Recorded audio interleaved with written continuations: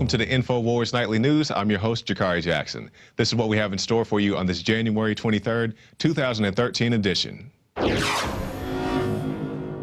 Tonight, the new assault weapons ban brought to you by Dianne Feinstein will ban 120 specific guns and magazines holding more than 10 rounds of ammo. Gun owners will also be expected to register their firearms with the federal government. Meanwhile, a Pennsylvania elementary school refuses to back down over a 5-year-old girl's bubble gun terroristic threat. The school took this so seriously that administrators even ordered that the 5-year-old receive a psychological evaluation. Then, contrary to reports that the TSA is eliminating naked X-ray body scanners, we now learn that the federal agency signed a contract months ago with a separate company to provide the very same machines. Never saw that one coming.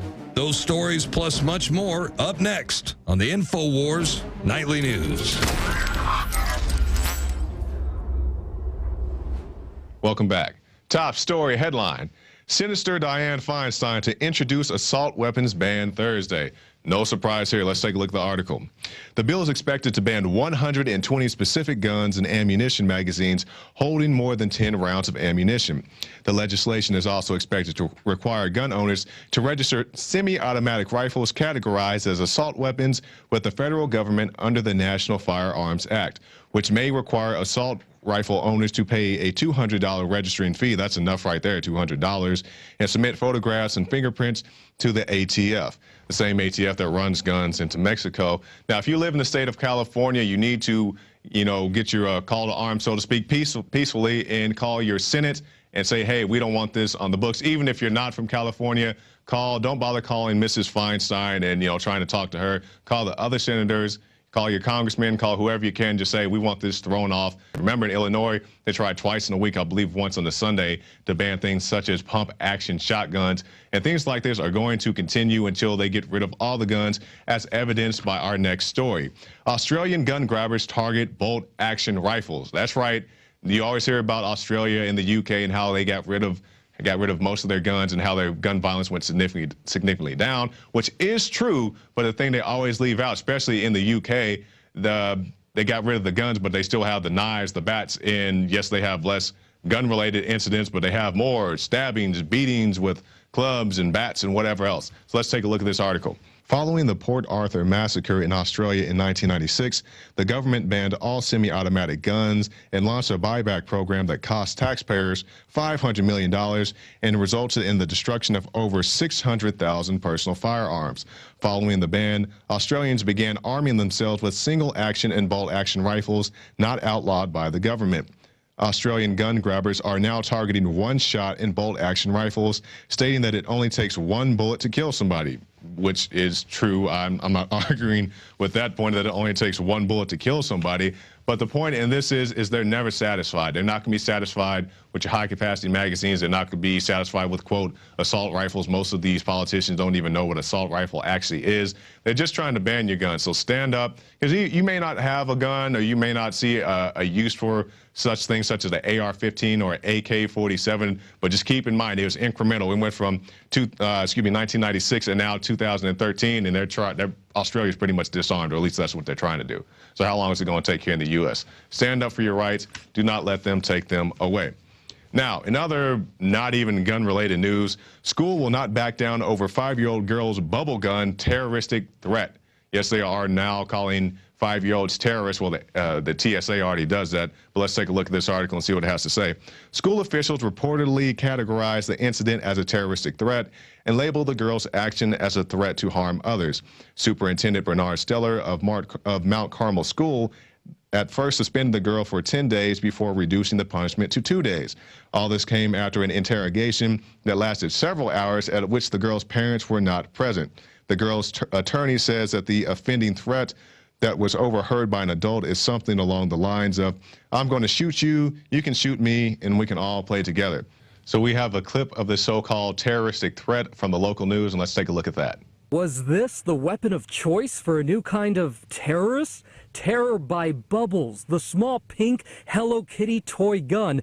is an automatic bubble blower. But just days ago, when a 5-year-old girl said she and a classmate should shoot each other with bubbles, the school called it a terrorist threat. The school took this so seriously that administrators even ordered that the 5-year-old receive a psychological evaluation. Keep in mind, they're trying to put this on the girl's permanent record, so I'm not exactly sure what can be used with this. So they say, well, this girl's been a terrorist since she was 5 years old. She can't join the military if that's what she chooses to do. Or they may say she can't own a real firearm someday. But to be fair to the superintendent and the other people at Mount Carmel, bubbles are a dangerous substance, and there have been cases where people have actually been threatened with them. So let's take a look at this clip of an officer who was trying to defend himself and his fellow officers from bubbles. Let's take a look. If a bubble touches me, I'm going to be arrested for assault.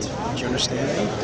Bubbles. Yes, that's right. It's a deliberate act on your behalf. I'm going to arrest you. Do you understand me? I understand. Right, you're going to be in handcuffs. All right? You either knock it off with the bubble, you touch me with that bubble, and you're going into custody. Right? I'm putting it away. Right, thank you. But I would also like to know. You want to bait the police. You throw that on me or that other officer, and it gets in her eyes. It's a detergent. You'll be going into custody. I understand. Do we understand each other?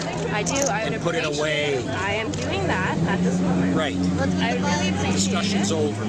if you could treat me with a bit of respect. I just did. I just did. You got what you deserve. You got my respect. Right? I don't feel very respected. I'm just That's terrible. trying to keep you happy. My heart bleeds. Mine too. So you see the guy right there, you got what you deserved. I mean, the guy looks like a big, intimidating, tough guy. I mean, I guess there were no bank robberies or drug deals or kidnappings or rapes or beatings or anything else that could have been done that day that, you know, maybe had precedence over a bubble protest, you know, this dangerous bubble weapon. I'm just curious, does anybody know what happened to that girl? Do we have a clip of that?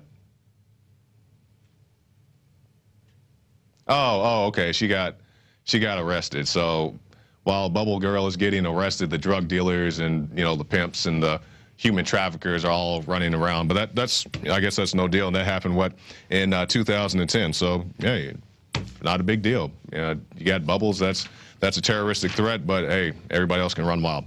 So in a similar story, not so much Bubbles, but with schools and other shenanigans, elementary school girl threatened with arrest over paper gun. A South Philadelphia elementary school student was searched in front of classmates and threatened with arrest after she mistakenly brought a paper gun to school. When a school administrator found the piece of paper, I'm glad they admit it's a piece of paper, Valentine was verbally chastised in front of the whole class and, according to her mother, even threatened with arrest. And the article goes on to mention some other instances of complete overreaction. You guys have heard the stories of people bringing a Nerf gun to school and they lock down the school over a green-orange gun, and people call the cops on kids playing in their front yard, pointing fingers at each other. Complete ridiculousness. These kids don't even have real guns, and people are freaking out. Just the mere notion, the thought of some type of potential firearm, and people just freak out. It's completely ridiculous and over the top. They try to say we're fear mongers, threatening of some type of tyrannical government. I think that a government that has something like the Patriot Act, the NSA, the National Defense Authorization Act, drones, that's not tyrannical. But you know, things such as paper guns and bubble guns, those are the real threats to your and your family's personal safety. We'll move on now. Prominent gun control advocates compare firearms owners to Nazis. Now, this is just more of what we've heard. We've heard that if you own a firearm, you're KKK, you're racist, you're whatever, and now these people are saying that you're a Nazi.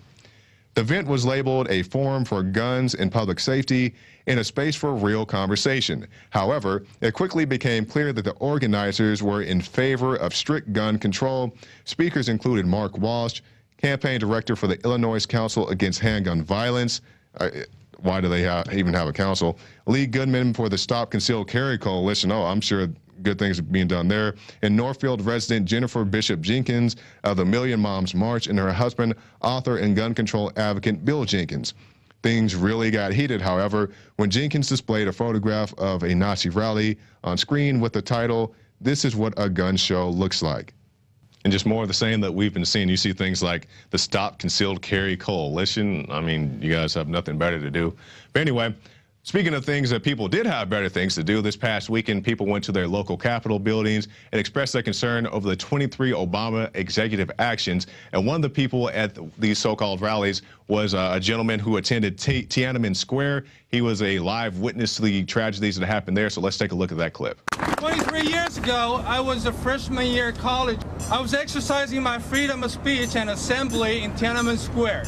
When a government turns criminal, when a government turns deranged, the body count will not be 5, 10, or even 20. It will be in the hundreds, like in Tiananmen Square. It will be in the millions, as proved by the 90-year rule of the Chinese Communist Party. So a stern warning from somebody who actually faced down communism in Tiananmen Square. And I believe we have some footage that we can show you right there. And this guy, he said the Chinese government has things in their constitution such as free speech, which is all laughable. You heard the people laugh in that footage. And also things, he said, the rifle is not for sporting, it's not for hunting, it's a tool of freedom. Yes, you can use it for sporting and hunting, but you can also use it to defend yourself. You can go target shoot or whatever you want to do with it. It's not about, you know, this gun kills people. It's about, this is my right to have it. We have this right, and there's an example of somebody saying, don't give up your rights. Now, we move now to our last story. TSA not eliminating X-ray body scanners. You guys probably saw the report last week where we talked about, you know, in some way it was a victory to get these things out of the airports. We kind of had a feeling that they were going to try to pull something, and yes, they did. Let's take a look. Contrary to reports last week that the TSA is eliminating its expensive fleet of X-ray body scanners from airports, the federal agency signed a contract months ago with a separate company to provide this very same machines. However, the TSA merely announced that it had ended its $5 million contract with Rapiscan, not that the X-ray devices will be gone for good. In addition, the Rapiscan machines will merely be relocated to other government agencies. Get ready to see those other places. The TSA will also continue to use its millimeter wave scanners that pose a threat to health because they emit terahertz photons, which can, quote, unzip DNA. That pretty much to me sounds like something out of Star Trek. They're trying to unzip your DNA. And yeah, the more of what the same you always hear. Always take these reports with a grain of salt. We figured they were going to try to do something. I thought they were going to get rid of the scanners and do a more hands-on pat-down, but it seems like they have something worse. They just traded companies, pretty much, so to speak. So continue to film the TSA, film your pat-downs, and keep fighting for your freedom. Now, this is actually our last story. I jumped the gun a little bit. Now, this is an example of, you know, I support the troops, but we shouldn't support them blindly, meaning we shouldn't ignore things like this. Air Force calls number of sexual assaults appalling. General Mark Welsh, the Air Force Chief of Staff, said that there were 796 reported cases ranging from inappropriate touching to rape. The 2012 figure is nearly 30% increase from the 2011 when there were 614 cases reported. Welsh's testimony before the House of Armed Committee Services underscores the challenges it and many other military branches face when it comes to stopping sexual assaults. And what's really disturbing about this, the article points out, many of these sexual assaults were done by fellow airmen. That's why I'm saying, you know, you can support the troops, but don't turn a blind eye to things like this. People are being sexually assaulted, being raped. And it's not just women. Some of these are men, too. Those cases are much less reported. But it happens to men as well. And definitely hope that these people can get some justice, because these are the people protecting us. We should fight to protect their freedoms while they are protecting us. Now, let's move now to our quote of the day. This from our Vice President and Chief Gun Grabber, Joe Biden. Barack Obama ain't taking my shotguns, so don't buy that malarkey. If he tries to fool with my Beretta, he's got a problem. That from Joe Biden back in 2008. And I'm sure Barack Obama won't fool with Mr. Biden's Beretta, because as we know, they do selectively enforce these gun grabs. They will stay, I'm sure, armed with their bodyguards and whatever else kind of security they have, while you, the peasant citizen, are disarmed of your rights, saying that you don't need things such as a pump-action shotgun, as the Senate in Illinois has pointed out. And you don't need just basic things to defend yourself. So I'm sure Mr. Biden will have no problem keeping his Beretta. Now, that does it for the news portion of our program. After this break, I'll be back here in studio with Melissa Melton. She'll be breaking down various crime statistics. I know you guys heard a lot of things from various pundits and talk shows saying, this is what the crime statistic is. No, this is what it is. So she's going to be here in studio to break it down. She was also on the Alex Jones radio show explaining that as well. But if you'd like to support our broadcast, stop by prisonplanet.tv, get yourself a subscription. You can also get a free trial. And also, you can see the New Year's membership, the $39.99 special. Many great reports. You saw David Ortiz right there, many special reports and different things that you can look at on there. And also stop by the InfoWars shop and pick up the InfoWars magazine. And we'll be back right after this message with Melissa Melton. I really enjoy it when the globalists try to poison us, and, well, we resist them via a free market system. Hello, my fellow Info Warriors. Alex Jones here, introducing you to the ProPure family of gravity-fed filters. Now, you know that the globalists are filling our water with radioactive isotopes, fluoride, lead, mercury, arsenic. And one of the few systems that can efficiently and economically remove or reduce down to non-detectable levels these poisons are gravity-fed filters. And ProPure is the top of the line. Their filters are impregnated with silver, a natural antibiotic. On top of that, they're bigger, so they filter faster. You don't have to prime these the first time you use them. It's amazing. Go to InfoWars.com and click on the shopping cart link to see the entire family of these babies. Now, the fluoride they add to our water is so tiny that most filters can't cut it out. But ProPure has their system that will, again, reduce it to non-detectable levels, almost get all of it out of there. That's also available. And if you look at the different systems they offer, the ProPure Big Brush Finish is on a stand, so it's easier on a table or at your restaurant or wherever you have it to go up with a glass or a mug and fill it up. Then there's this big baby right here, the ProPure King large version. Got a lot of different options that come with it.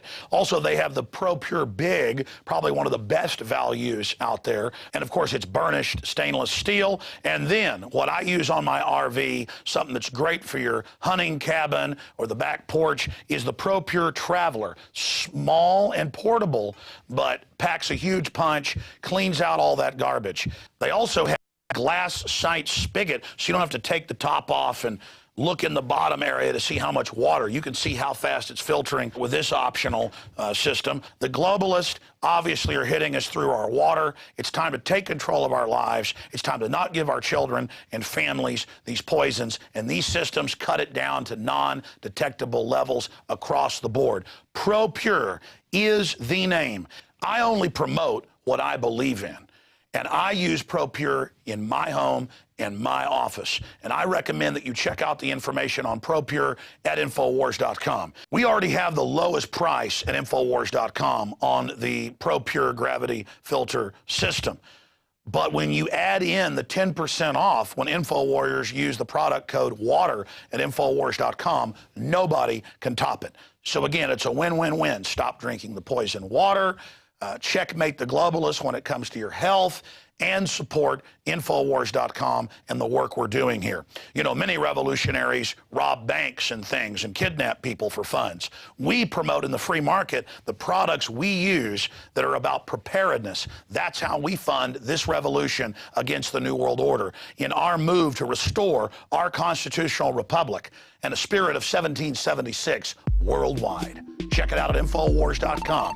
ProPure, top of the line, #1, most powerful and effective and economical gravity-fed water system in the world. ProPure, available, discounted at InfoWars.com. Don't forget product code WATER to save 10%. It's the latest generation, years in development.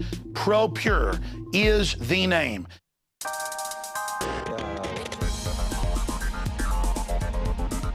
Christy Hightower here with a quick Planet InfoWars update. I want to start this off with a quick quote from Thomas Edison. Now, there are 3 great essential things to achieve anything worthwhile. First, hard work. Second, stick-to-itness. Now, I don't know if that's technically a word, but stick-to-itness. And 3, common sense. Now, I think this last one we all know is not quite so common. And that actually takes us to our first article that I want to feature. It's too big to fail or too big to succeed.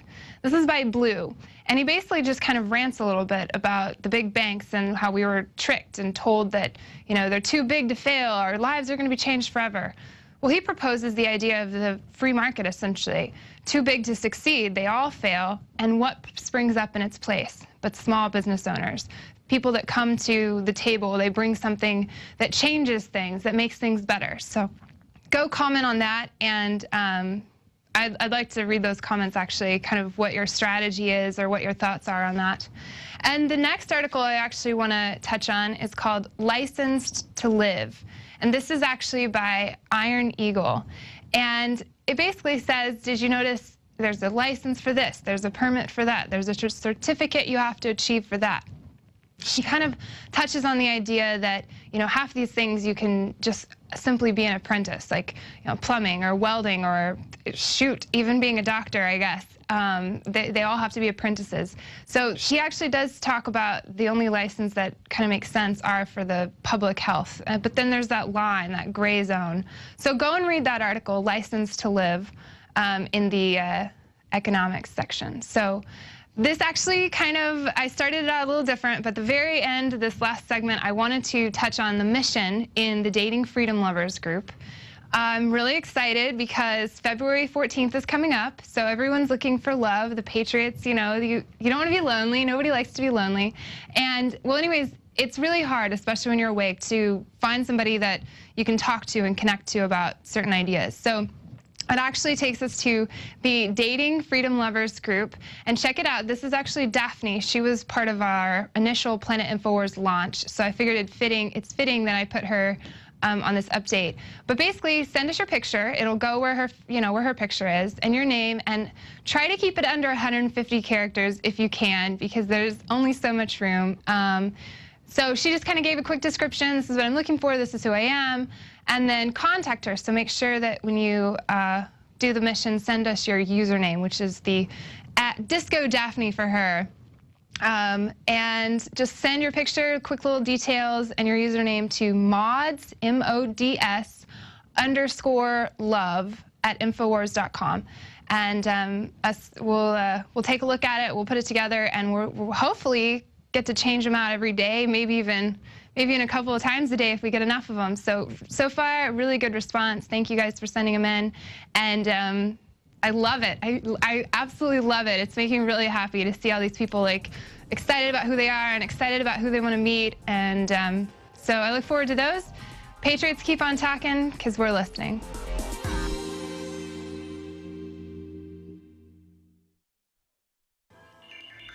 Alex Jones here with a message that could revolutionize health in this country. Going back about 1.5 years ago, I began to learn about the incredible health effects of longevity products. Aaron Dykes lost 92 pounds. We're going to show you some before and afters. Aaron, break down what happened, your story. I've worked really hard with diet and exercise to try to lose weight, but I just didn't get the results. It just didn't happen. Then I saw what you were doing with InfoWarsTeam.com.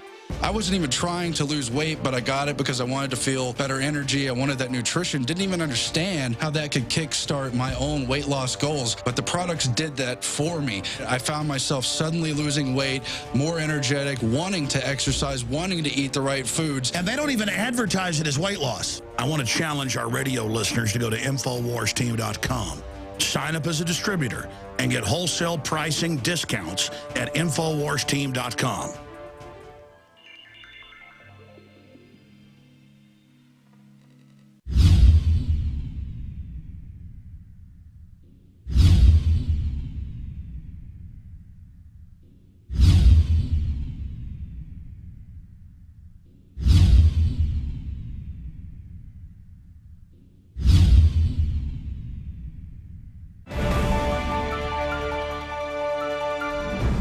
And welcome back. For the interview portion of our show, we'll be joined by Melissa Melton. But first, let's take a look at this clip of Melissa on the Alex Jones Show. The crime statistics are very accurate because they're compiled locally. and then they're cross-referenced by a lot of different universities and others. But the uniform crime statistics, go over these for people. Well, these statistics come from 18,000 law enforcement agencies across the whole country. And you're talking city, college, county, state, tribal, federal agencies all over. So 18,000, they compile this data every single year, and they've been putting it up. And it's from court records. It's all filed, the arrest, what was reported. They report it to the FBI through their reporting system that they've had for many decades. And so you got 18,000 groups that can cross-check their info. It's been found to be some of the most accurate numbers out there. This is what everybody uses. This is our most consistent crime data that we have in this country. It comes from these numbers. In fact, if they do anything, they've been caught inflating it to get money. So it's probably even lower than what they're saying, but go over it. Well, okay, so what they have up right now is from 1992, and if you use the basic calculation for percentages, you'll see that violent crime, we'll start with that, has been cut in half since 1992. The 1992 violent crime rate per 100,000 people was 757.7. If you subtract the 2011 violent crime rate, that's 386.3. You get 371.4. You divide this by your original 1992 rate, that gives you 0.4902.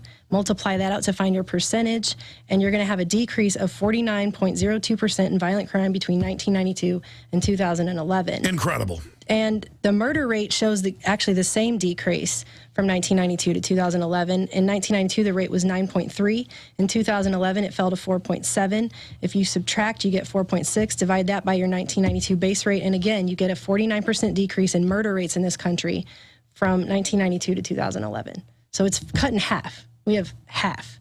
And actually, all the major crime categories that the FBI does collects all this data for have dropped significantly between 1992 and 2011. As you can see here, I've got all the numbers up there. Every single one of those numbers has dropped. Every single one. Every one. The only crime statistics, we shoot another report on this, is the petty crime, because criminals are afraid to home invade, carjack now, or knock a woman on the head. I mean, that was just prolific decades ago because they're scared of getting blown away. Now, you look at what you ought to do in the next few days is do this versus British crime rates. They've got those numbers. Just the muggings, the stabbings are just off the charts. They have a much higher rate of rape there than we do here also. Their rape is going off the charts. I mean, a lot of their stuff, their violent crime is going off the charts. It's much higher. They estimate in many states a third of women are packing heat in their purse. You're going to try to rape her in the parking garage. Well, they've calling Britain the violent crime capital of the UK. Because it's higher. Their rates are higher for violent crime than, I believe, Australia, South Africa, here, and Canada. So, did we cover all the statistics? Yeah, and that's all the graphics that I have here, all these different statistics. But, I mean, all of these are consistently down. Every single thing is consistently down. Anybody can go. They can get these reports. They can see they've put them up every year for the last 20 years. So they can go to the FBI. They can download all of it. They can download it for their state. They can look at all of this different information right down. And then you can double check. Let's say you live in Fresno, California, or let's say you live in look at your specific city, and you can Clearwater, Florida. You can go check those numbers. Exactly. Check it with the newspaper. For the last 20 years, you can look at that. And they do this every single year. And like I said, this is used every time a criminal justice study is done. It's pretty much used. Every class I had in grad school, we use this data because this is the most consistent data that we have. And some people like to detract and argue about this data and say, well, crime is underreported. But if anything, I would say this is the... It was underreported then. I mean, there are obviously some unreported crimes, but that's a constant in the pool. A lot of statistics I've read have shown it's more reported now because it's easier to report because the internet. To report. And they let you do it with anonymity, which is unconstitutional. In the past, you had to go face your accuser. Right. And over the years, the FBI has made their system of reporting from these local agencies easier for them to report their data as well and have a much more consistent... Well, everybody knows there's less crime. When I was growing up in Dallas, I remember some weeks when there were like 60-something dead. And because, you know, in the 60s and 70s, everything got real anti-gun, and gun ownership went way down. They were winning their war. Everybody was getting rid of their guns. Crime exploded all over, but then guns came back, and criminals are scared. But any police will tell you that. I mean, look, you home invade in Texas, you're probably going to die.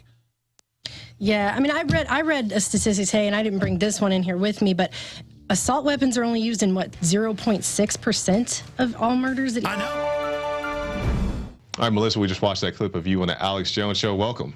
Hi, thanks, Jakari. Well, since I talked about the UCR today, the FBI crime statistics, I thought we would go ahead and take a look at some other crime statistics. Okay. So we're going to start here at first with the Home Office Statistical Bulletin. This is the crime report that comes out of the UK. And this is crime in England and Wales, 2010, 2011. They actually do police recorded crime and then a British crime survey on top of that. And I just want to take a look at some of their rates. We saw how our rates are dropping. Let's see what their rates are doing. We have, see, homicide is up 4%. Right there. We've got rape of a female up 5%, rape of a male up 12%. Right here. Burglary is up 14%.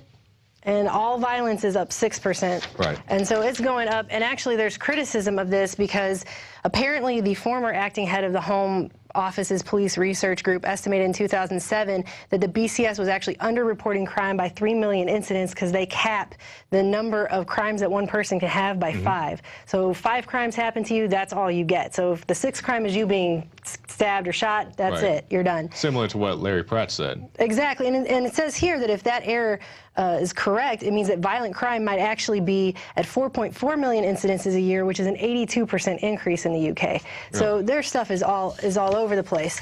But even if you don't look at our UCR and their report, which is obviously recorded quite differently, this right here comes from UN did a rape report of all rapes happening all over the world.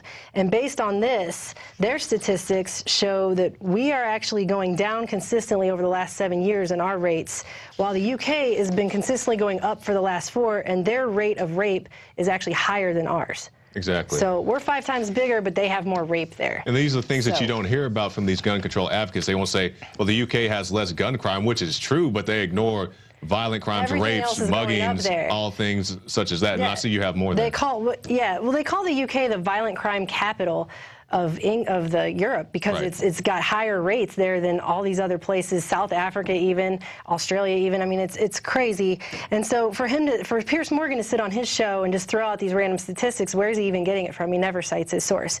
But yeah, the last thing I saw actually had to do with with assault weapons bans, and this comes from a writer, Frank Victoria, on his blog, and he put up this shot here that I thought was pretty interesting about Dianne Feinstein's new assault weapons ban. I don't know if we have that graphic we could show viewers, but it says under Senator Dianne Feinstein's new assault weapons ban, the following shotguns would be legal and illegal, and they're the exact same gun. The only difference is that one has a pistol grip.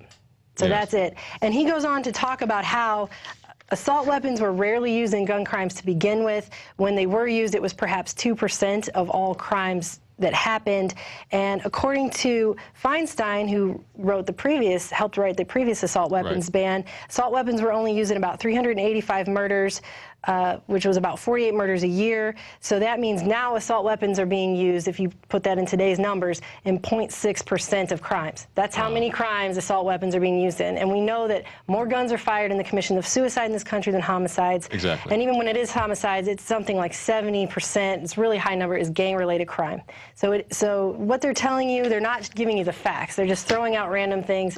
And we don't know where these statistics are coming from when these media figureheads come out and when the politicians come out and they throw statistics at people, they seemingly never cite their sources. It seems like they purposely don't cite their sources. And the thing of assault weapon is most people don't even know what assault weapon is. According to their definition, I say their definition, it could be something as simple as a pistol grip, just like what you showed, what we see right there on the screen. Those are the same gun, just one has a pistol grip. A pistol grip doesn't make the gun. People you can it doesn't. Yeah, it doesn't change the amount of rounds you can load into your gun. I mean, it doesn't make the gun shoot any faster. It's just a feature of a gun. Well, and the thing is according to the FBI crime statistics, our crime has been going down substantially every year for the last 20 years. And the FBI, unlike some of these other places where people are getting their statistics like think tanks and special interest groups, the FBI isn't lobbying for policy like some of these other groups are that are coming out with their random strange statistics, which we don't know where they got it from. The FBI collects that stuff from 18,000 law enforcement agencies all over the country. They've been doing it for years. So it is the standard in our statistics, and they can't ignore it. And so because they can't ignore it, they go and find all this other stuff and cite that, but they don't tell you the source. They just throw it out there. This many people and that percent and whatever, and they could have made that up 5 minutes ago. Yeah, definitely. Great report, Melissa. Definitely enjoyed hearing that, a continuation of what you did on the Alex Jones Show. All right, thanks, Melissa. Well, that's it for the InfoWars Nightly News. I'm your host, Jakari Jackson, and we'll see you tomorrow night.